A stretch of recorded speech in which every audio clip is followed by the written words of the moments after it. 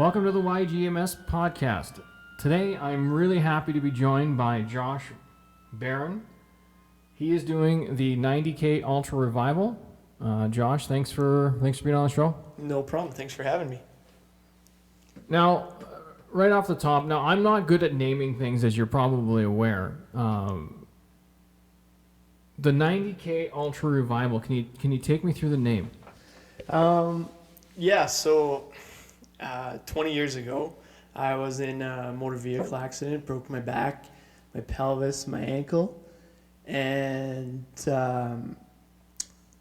20 years I wanted to kind of do something to, I don't know if celebrate's the right word, but I wanted to do something for myself for the 20 years. And people that know me know that I don't really like to do things, and be it about me. I want it to be about something else.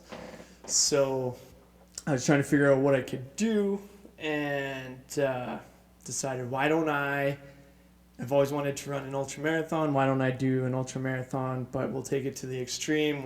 Instead of doing 40, 50K, we'll do 90K.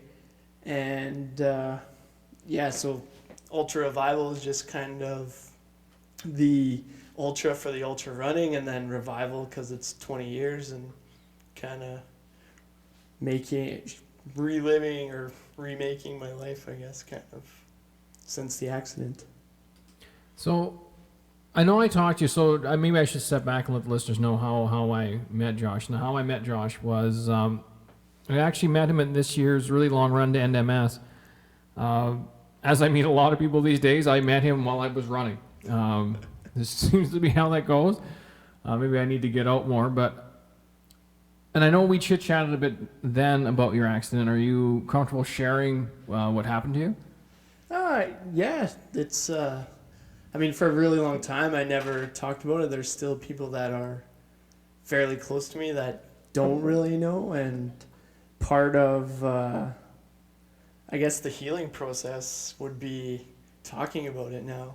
And so I decided when I was going to do this run and do all this that I had to be more open. And so essentially, I'm 13 years old. We lived in the country, and headed on my skidoo to one of the ponds in the local area to play some outdoor hockey shinny. And on my way back from checking the ice, just somehow the guy that driving the truck said I looked at him, but somehow never registered that there's a truck there, and go across the road, and whammo.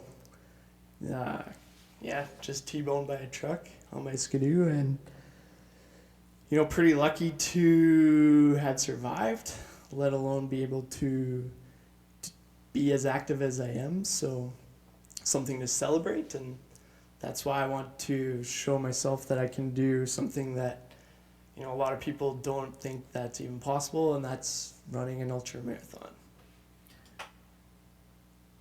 Now, when I met you on the side of the road, I think you had mentioned, when I asked you how far have you run before, and I think you told me basically the furthest you'd ever gone is a half marathon. Is that correct? It was. I think at the time was between a half and 25K, the farthest that I had run. So, I got a lot of people looking at me sideways when I said, I'm going to run 90K, and they're like, you're crazy. Like, how far have you run? That's usually the first question out of anyone who runs. And when I say, 21, 25, they're like, ooh, you got a lot to learn. And I do, but I think, as you would know, after say 25, 30K, your conditioning plays a part of it, but the mental battle is kind of what I'm drawn to now that I've been doing it a lot more this year. And you ran that. Was it 50 you did a couple weeks ago? Yeah, I ran it on June 27th. I did kind of a trial run to test some things, and the goal was somewhere between 50 and ultimately trying to get to 60, and fell a little short of the 60, but 56K was a good test, and learned a lot of things. I felt way better than I thought I would, but definitely learned a lot of things and kind of puts the 90Ks in perspective on what you need to be watching and what you need to kind of maintain to make your body able to endure the test. Yeah, you punish yourself. Mm-hmm. You just keep punishing yourself until, and you know that you mentioned the mental. I mean, that's all. I mean, if you could run a half marathon, even if you'd only ever train for that distance, you know, bear chasing you could push out a half marathon. You can push out. I mean, that's just my belief, but No, I think I would agree with that. You definitely, yeah, like I think everyone's distance is probably different. But yeah, when you hit that certain distance, whatever it is for you, it's not necessarily all about your endurance and your training. It's more, can you get through? Can you grab that pain and, you know, turn it off or turn it into something else and move forward from it. Do a lot of thinking too, right? So I find it helps me get away from everyday life and see the things that are important and kind of refocus myself after those long runs as well. now you had an accident, but you know, obviously that doesn't really have anything to do with MS. So, but you're doing this to raise money for the MS Society. So how does that tie in? Well, about 6 years ago, I went to the Hinton MS bike ride, with some friends as just kind of like a way to get out and go ride some trails that you don't usually ride. And the team has every year kind of grown substantially. It's more of like a family, to be honest with you. And, you know, some of our team members either have MS or their significant other has MS. And, you know, to be completely honest with you, when I first started coming to these MS events, I didn't really know much about it, didn't understand exactly what it was. I just kind of got the quick 100-foot view of the summary. But as I got to know these people and call them friends and, like I said, family, some of them, I got to see like how devastating it can be. And, you know, it just, like, for example, the McFinns, you know, I look at them and, like, if my wife had MS and it affected our life the way, like, it's upside down, like, just like that, like, what would I do? Like, I got no idea. I can't imagine it. And to see how, like, strong they are and how hard they push to find a cure, it's like, I want to do whatever I can to help these people, right? And then another teammate, Molly, like, she has MS, and to be honest, I didn't know she had MS until a couple years ago. So she had it, was riding, but like never like talked about what she was going through, and then finding this out and being like, well, like, she rides just as hard as the rest of us. Like, I can't imagine what that feels like the days after, right? But just like the grind of it, and it's inspirational, right? And then you all know Patricia. She, like, Energizer Bunny, just go, go, go. And again, like, inspirational how it affects your life, but you're not letting it control you. And I really want to try and help make a difference. Well, I can tell you, as somebody who has it, thank you. I'm sure people listening will say thank you as well. Now, take me through what's going to happen the day of. Like, when's the date, and what's your plan? Oh, survive. So the date of the run is September 6th. It's kind of an out and back trail in the Hinton backcountry. So just kind of working out the final kind of schedule of the actual day, but it's going to look something like starting at 4:30 a.m. and hoping to finish within 15 hours kind of thing. The weather will play a big factor on how long it's going to take. If it's semi-decent and not raining the whole time, I think 15 hours is is a good goal for myself. If it's raining and whatnot, it's going to be probably a little bit longer, but that's just adding to the mental component for it. So it's about 45-50K up to halfway, where we'll have a little bit of a lunch and a break, and not very long, because I'm afraid that if I stop for too long, it'll be too hard to get going again. And then I don't stop long. yeah. Don't do it, because once your legs start to seize up, it's not fun. Yeah, and that was one thing that I kind of learned on my trial run there. It started raining really hard, and I slowed way down on the trails, and really started to seize up. And then once you start, you can't really reverse that unless you want to stop and stretch and have someone help you stretch, right? So, but yeah, so we'll. I don't know if you saw me, but when I got to, I can't remember where you joined, but you were at Horlac, right? Yeah. I don't know if you remember when we came into Horlac, my kids started running, so I got down on one knee to hug them, and my hamstring just seized on me. Mm-hmm. That was and my wife had to work. I felt like, because there's all these people waiting for me, and I feel like a complete idiot because she's having to just so I can stand up. So yeah, breaks are okay, but you don't want to stop moving too much. Yeah, and so I have a small small support team that I have planning to come with me.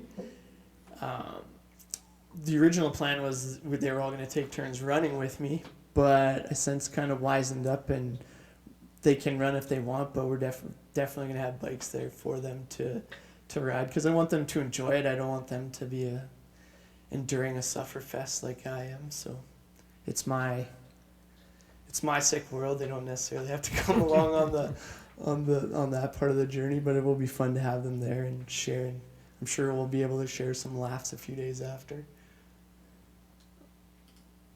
You mentioned the weather. I'll share another story. This is the first year that I did my run. It was almost 30 degrees. Man, is that slow now? I'd rather have 15 in rain than 30. It was brutal. Yeah, I would agree. And even right now, I'm half expecting it to be snowing. So I don't know what to expect. You never know in the mountains. It could be sunny in the morning and raining in the afternoon, which I would be okay with. But whatever it is, it's just gonna add to the journey, right? So. Well, interestingly enough, I have a lot of American listeners to the podcast. I know some have emailed me as far as south as Texas, right? Okay. So yes, to the listeners down south, snow in September in Western Canada is legitimate. This is a legitimate fear that he has right now. Yeah, especially you're in the mountain range, right? So the Hinton bike ride is usually in the first part of September too, and it's not uncommon to be up there and get a little bit of snow at the very high altitude. So I know that it can happen, so I'm preparing. I'm expecting it to snow, so that if it does, I'm not God dang it, I really wish it didn't. But if it does, it does, and we'll just power through. Bring some snowshoes. Your nutrition plan. Take me through, because I know for me it took doing ultras more than several times before I finally, and I think this year was probably the best I'd ever had it dialed in. So what's your plan? It's funny you say that. So before this year, I was kind of one of those guys that just always said, oh, well, you can just tough it out. You don't need to be eating or worrying too much about what you're doing during. It's just make sure you take care of yourself before and after. And this year really opened my eyes with the training. You need to be fueling constantly, especially when you're training for ultras. You need to be eating every hour, and you need to have variety. You got to go from there. So I've been working with my cousin. He's got some background in the nutrition and the kind of the kinesiology of the body. And so we've got it kind of ironed out, and that was a big reason for doing that test in June, was to see how my body reacted to different things further out, say like over the 35, 40K mark. And, you know, there are some things that don't work. I learned that.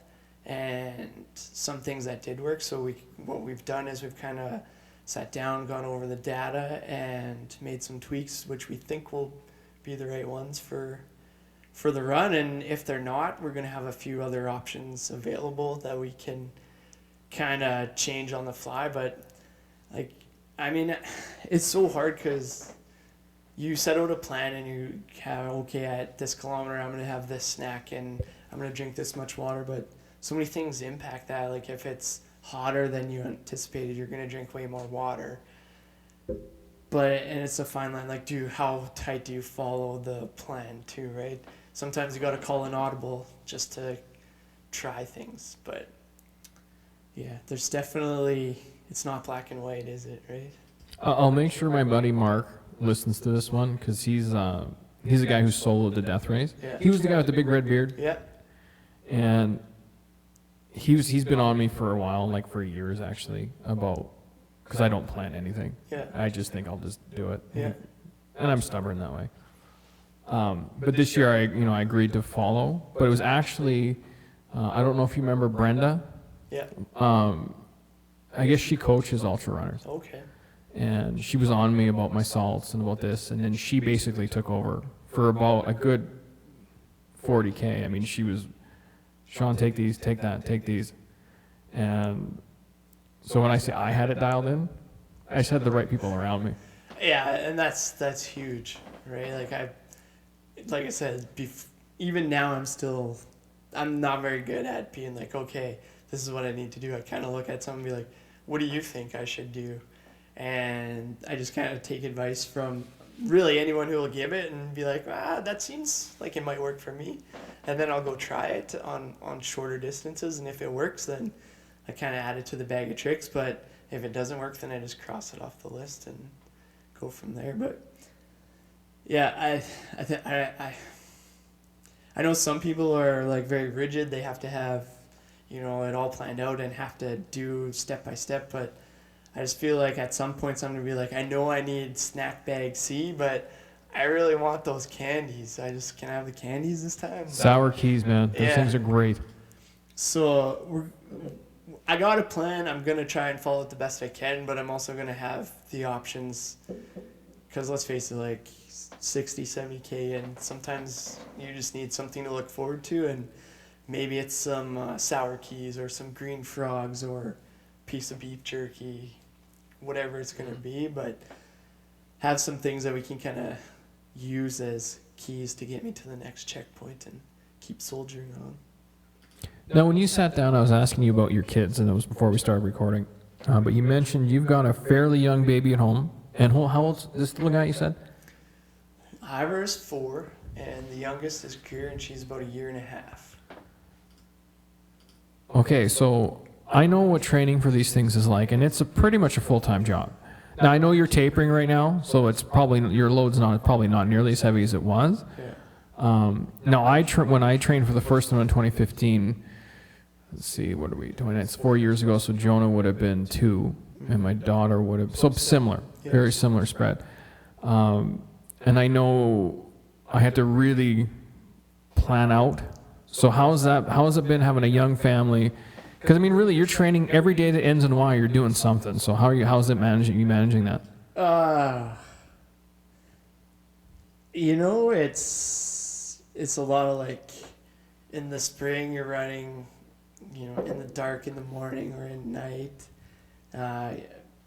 I think almost every Saturday, there's maybe 2 Saturdays since February, March that I haven't got up at, 4:30, 5 o'clock to go for a run.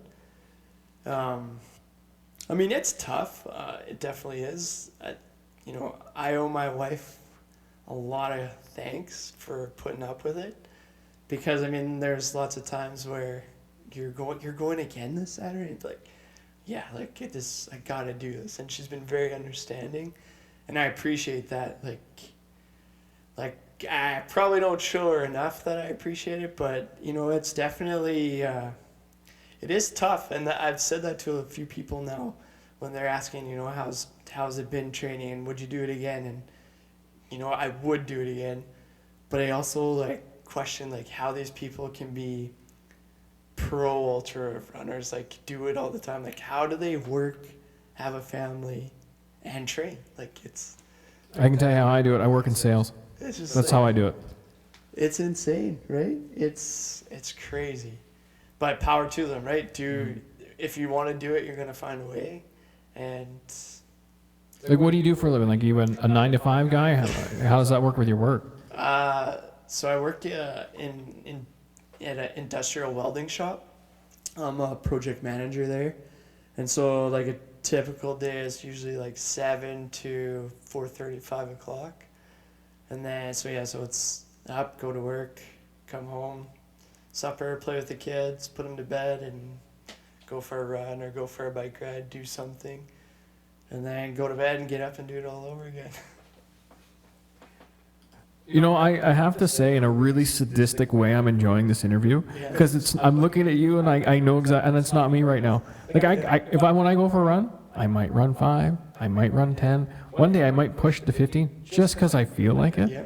But where you're at right, like, well, not now because you're tapering, but where we're at like 2 weeks ago, I mean, it's a full-time friggin' job. It is. Definitely, yeah. You have to love it, right? You have to enjoy being out there. Have you learned, like, I know for me, it's now, like, running's an addiction now. Like, if I go 2 or 3 days without running, I get really antsy. Antsy, anxious, whatever you want to call it. It's like almost a stress relieving activity in a way, right? And I don't know how to explain it, but when things get going crazy at work or just in life sometimes now, like, yeah, if I had a stretch of 3-4 days where for some reason I wasn't running, it was like, okay, I'm going for a run. Like, if I got to get up at 3 in the morning, I'm going to go. If I can't go till 9:30 tonight, so be it. I'm going for a run, kind of thing. So there's that. And only other runners who like enjoy it the way you do and the way I do understand when you say you need to go, like, I know exactly what you're talking about. I know what that feeling is. I'm actually having that feeling right now because we're talking about it. I'm like, okay, when he's gone, my wife won't be home. Maybe I'll be able to squeeze in a quick 5. Yeah. It's just like you're able to shut your mind off, from the things that are going on right then and think about like whatever pops into your mind, right? Like, I don't know. I think sometimes I wonder if everyone would be able to find that mental spot, how much the world would be a better place sometimes. I like the way you think. I mean, I know for me when I run, and you talk about getting into your mind, to me it's like a meditation, right? Because if I'm having an issue with my career, right? Which is actually, in fact, I've been thinking about a lot when I've been running recently. But the running helps me come to a conclusion because I have, if I run for an hour and a half, I've got an hour and a half just to sit in my own head. And a lot of times I find I've stopped running even with headphones. Yeah. So really all I can do is think. And I don't drift because of, like, if I listen to a podcast, I start to think about what they're talking about. Yeah. But if I'm just letting my mind wander, Yeah. and then you can just sit on an idea, and it's just a completely. I agree with that. I think if everybody went for a regular walk or run, Yeah.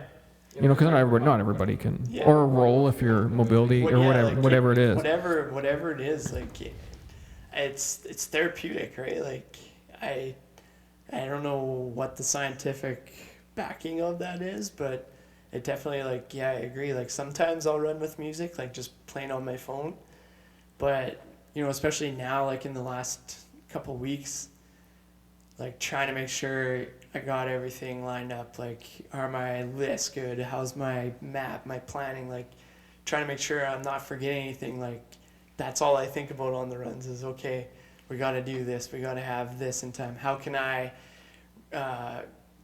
generate more traffic to my social media and try and generate more funds? Like, who else can I reach out to, who, stuff like that. And just when the music's on now, I can't think. But there's definitely some times where you just want the music on, and the music is kind of your safe haven too. But I think it's just good to kind of get to take that time for yourself, right? And deal with whatever's going on in life. Because sometimes people just let it bottle, push it down, and then it comes out, and that's when you're way more reactionary than you might want to be, right? Now you mentioned social media, so why don't you let everyone know where they find you?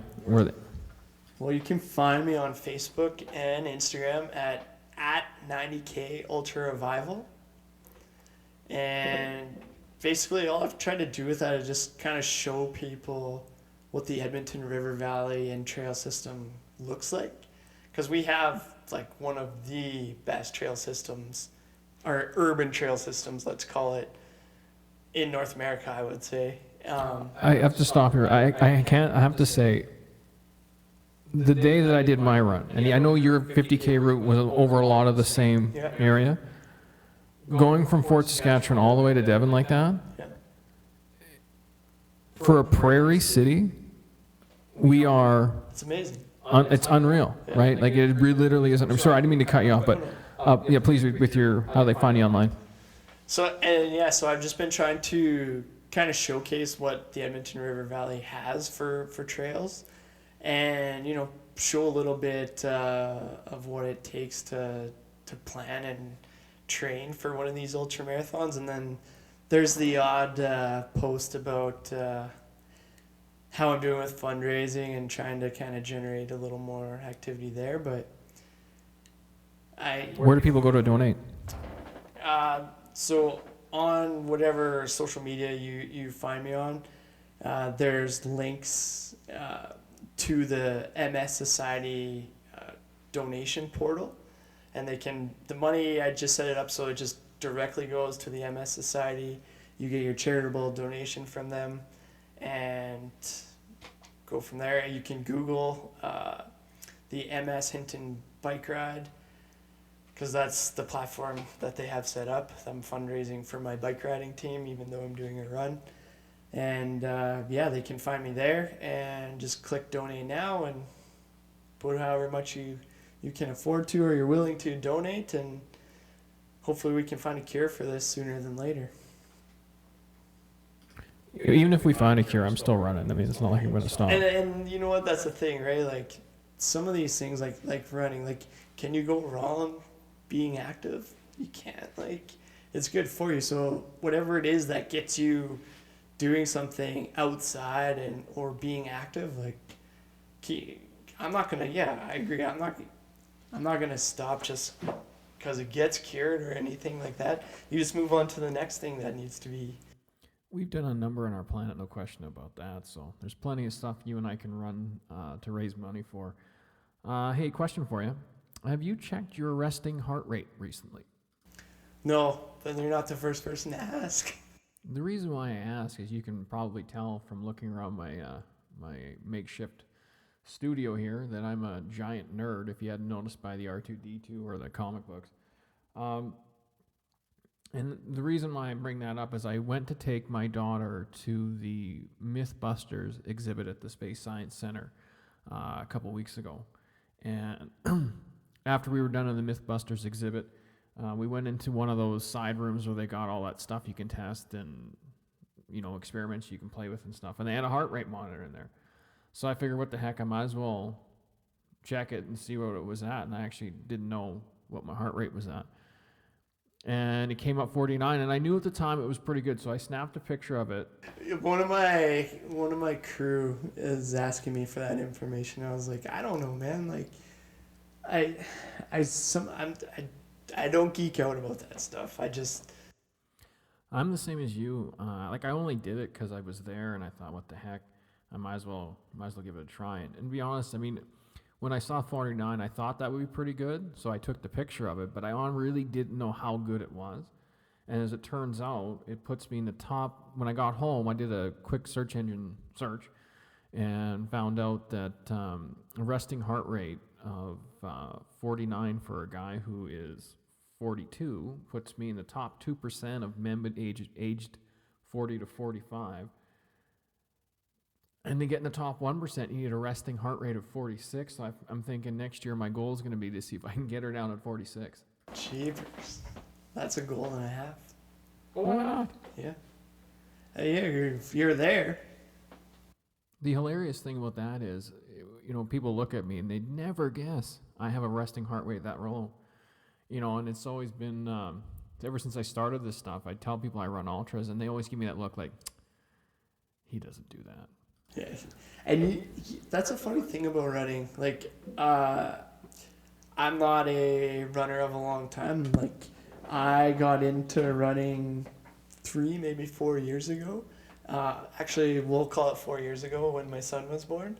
Because it was just something that you could, like, I don't have to pack up a bike. I need a pair of running shoes, pants, shorts, shirt, and you can go. You can go from your house. You can be on vacation. Whatever it is, and you can go for a quick run, right? And so, yeah, like, I just kind of started there and slowly started falling in love with the long distance running. And look where I am now. But, yeah, like, this year, so many people are like, oh, what's your fitness plan? How many hills are you running? What kind of sprints are you running? I don't have a plan for that. I go week to week if Josh, the reason why I'm laughing is because you sound just like me. well, like, honestly, there's nothing wrong with having those plans, but, like, if you're able to listen to what your body tells you on the runs, like, week to week, I would change it up. As in, let's say last week I felt real sluggish on hills. You know what I did this week? I would run hills. Like, not necessarily go do hill sprints, but just run more routes with hills to be like, hey, I gotta really push up these hills. And then if I felt like I wasn't being fast enough, then I would try and incorporate some more speed in there. But, like, just, yeah, like, listening to the body, seeing, okay, I feel like I need to improve here. That's what I'm going to work on next week. And you just kind of keep cycling through, and I don't know. So when you joined me on my run, it was funny because I'm running beside, people like Brenda and Dean and people who are, sold the death race and done lots of ultras. And they're asking me all these kind of questions like, what are you doing for speed work? And what are you doing for this? And, what are you doing for hills? And I thought, oh, shit, I don't even know what they're talking about. It's when I look back to when I did my first really long run in 2015, I didn't even know that an ultra marathon was a thing at the time. I found out by researching how to run that far that an ultra marathon was a thing. So, I just went onto a search engine and found a plan, followed the plan. I didn't even know if it was a good plan. I just followed it and figured, but I hadn't done any research into nutrition or anything. So when I went to go run it, I figured out quite quickly that nutrition was a definite thing. And what's funny about that is my buddy Mark, who you met, like, in his pack, when he goes to do, a distance run, the guy's prepared for everything from a biblical flood to an asteroid impact. He's got everything. And the thing is, I might make fun of him for it, but he's right, because you don't know what's going to happen that day. You don't know what the weather's going to be like. And, for me, a lot of times I've just kind of been, I'll be okay. I'll be okay. Well, and, like, yeah, there's definitely nothing wrong with it. Like, everybody's different, right? Like, everybody needs different nutrition or can handle different things, nutrition-wise or planning your training-wise. It's so diverse of a sport, right? Like, and that's one thing that I really like about running is that you show up. Like, last year I ran my first trail half marathon, and that was down in Kananaskis. And, like, you're standing there and you're looking at everyone, and, like, I'm by no means a fit person or, like, maybe you could say athletic. But, like, I'm looking around and I'm like, some of these people aren't going to make it 5 kilometers. But like they trucking along just as good as I am. Like, okay, lesson learned. Like, when running, you can't judge a book by its cover. Well, it's funny, I've done the Grizzly, I think, 3 times now, and I've done some other ultras, one in Kamloops and the Blackfoot and some other stuff. And it's funny because when sometimes you'll be standing in the starting chute and you'll look around and you'll think, thank God I'm not the only normal looking person. I mean, you see all body types. I mean, you'd be looking around and, and you realize that sort of what we're sold in the media is not necessarily representative of what real people look like. And as an example, I was looking last week. There was a headline that I feel terrible for even clicking on it. I'm not really much of a I don't follow the Kardashians or anything like that, but and it was Aquaman. The guy who played Aquaman was being body shamed because there was a picture of him without his shirt on, and he wasn't as shredded as he normally is. But when I looked at the picture he was being shamed for, I was thinking, this is ridiculous. I mean, the guy, he was still a buff guy. I mean, he still had his, he was still a muscular looking guy, and you could still see the outline of his abs, and he was just a little puffier than he was when an Aquaman. But a Chancellor on Aquaman, he had to starve himself to look that way. And he was being shamed for having a dad bod, and I thought, my Lord, I'd love to have his dad bod buddy anytime, you know what I mean? And it's just, to me, how does that guy get body shamed? If Aquaman's getting body shamed, I think we've really got to take a look at, our perception of reality and what's real. Because I see that, when I'll do an ultra event like a Grizzly, I'll see a grandma in the starting chute. And you know what? She can, and then you'll see them finish, right? And just to speak to what you're saying there. Yeah, I get at this a lot too, and maybe you do, maybe you don't, but lots of people, let's say I haven't seen them in a couple weeks or months, and they're like, oh, you're probably super skinny now. I'm like, no, man, like, you don't quite understand, like, how much I have to eat to be able to run the distance. Like some of these people that run ultras, yeah, they're string beans, but like maybe that's part of just their body makeup, and they can just do that. I don't know how they do it, but good for them. And just like, no, I don't really think I've changed that much. I just run longer distances. Josh, we're winding down, but I want to give you the opportunity to say whatever you want people to know about the 90K Ultra Revival. I know you gotta, with your schedule and your training, that you gotta get to bed. So here's your chance. Let the listeners know whatever it is that you want them to know about your event. Let her rip. Oh, well, first, thanks for having me. I really appreciate it. To your listeners, like, to those of you with MS, like, hopefully we find a cure for you sooner than later. It's a terrible disease. I don't think there's enough public knowledge on how terrible it is. And the last thing is, if you're able to donate and you can't find the link, just go on Facebook, go on Instagram, search 90K, and that's 90KULTRA Revival, REVIVAL, and or get a hold of Sean, and he can kind of point you in the right direction, and we can get you sorted out to make a donation. They are all appreciated. I think right now I'm just over 14,000 raised with a goal of 20, and I'd like to get to that goal so we can get some more research done for you guys. Now, for the listeners, I made a mistake, and when I was editing, I kind of clipped off Josh's final goodbye. So once again, that was Josh Barron.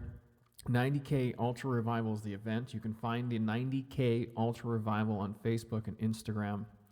If you're having trouble finding him, send an email to Sean, SEAN, at ownmultiplesclerosis.com. Reach out to me if you're having trouble finding him, and I will definitely put you in touch with Josh. And I just want to say in closing that it was a great pleasure having Josh on the show. I'm so happy he made some time for me. It's his event in a way is near and dear to my heart, since it's very similar to what I've been doing, and I know the amount of work and the effort and the time commitment, and not only on his behalf but on behalf of his wife and his family. I mean, it's an incredible commitment, and at the end of the day, he's doing it for us. He's raising money for us to hopefully, as he said, find a cure. So please support him. It would be awesome if we could get him over the $20,000 mark and higher. And it doesn't matter if you don't live in Canada. I know a lot of you listening live all over the world.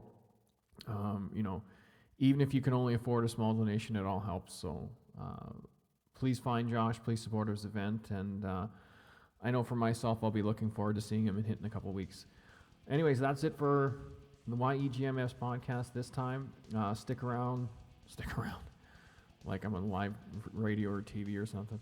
But watch for us for the next episode. Should be out pretty soon. Until then, take care.